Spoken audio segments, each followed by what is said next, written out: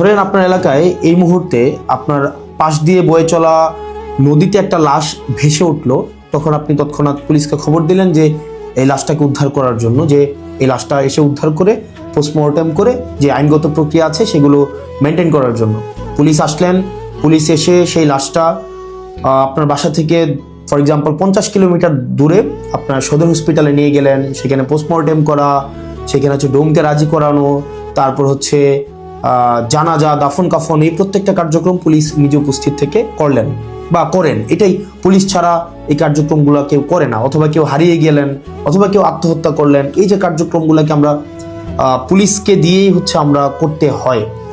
এখন কয়েকটা প্রশ্ন এখানে, আপনার বাসা থেকে বা নদীর পাড় থেকে লাশটা জেলা সদরে নিয়ে যাওয়ার জন্য যে খরচটা হয়েছে, অ্যাম্বুলেন্স ম্যানেজ করা, ডোম ম্যানেজ করা, হসপিটালের যে খরচ, এই খরচটা আসলে কে দেয়?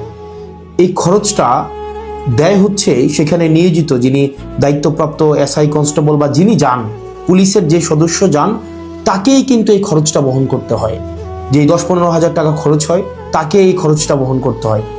যদিও সরকারি নিয়ম আছে যে এই খরচটা ফেরত দেওয়া হয়, কিন্তু যেই টাকা খরচ হয় আর যেই টাকা ফেরত দেওয়া হয়, ফর এক্সাম্পল 10,000 টাকা যদি খরচ হয়, সেখানে ফেরত দেওয়া হয় 500, 1,000, 2,000 টাকা। তো সেটা দেখা যায় খরচ হওয়ার তুলনায় প্রাপ্তির যেই ব্যবধান, সেটা দৃশ্যমান অনেক বেশি ব্যবধান। তো এই পুরো খরচটা কিন্তু পুলিশকেই বহন করতে হয়।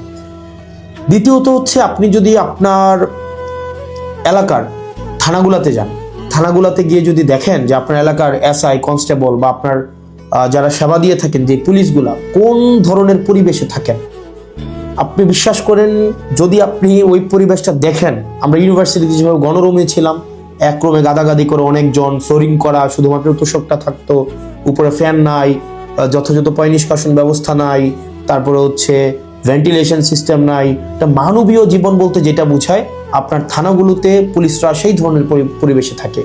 এখন একটা পুলিশ আপনার ডিউটি করে এসে রাতে যদি এই ধরনের একটা পরিবেশে ঘুমায়, আমরা কি তার কাছ থেকে প্রত্যাশিত সেবা আমরা কিভাবে এক্সপেক্ট করব? মানে এটা একটা মানবীয় জীবন থানাগুলোতে আসলে পুলিশের জন্য ব্যবস্থা করা হয়েছে।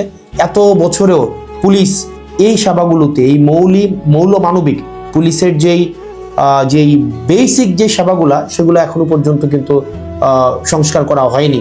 তৃতীয়ত, সবচেয়ে গুরুত্বপূর্ণ এবং তৃতীয়ত যেই অসুবিধাটি আমি থানাতে দেখলাম এই কয়েক মাসে, সেটা হচ্ছে আপনার থানা থেকে একটা অপরাধ কার্যক্রম সংগঠিত হয়, ফর এক্সাম্পল 15 কিলোমিটার 20 কিলোমিটার দূরে। একদিনে অনেকগুলো অপরাধ কার্যক্রম সংগঠিত একটা থানায় হতে পারে। পারিবারিক কলহ, মাদকের সমস্যা, ছিনতাই, ডাকাতি, চুরি, একাধিক সমস্যা সেখানে ঘটতে পারে।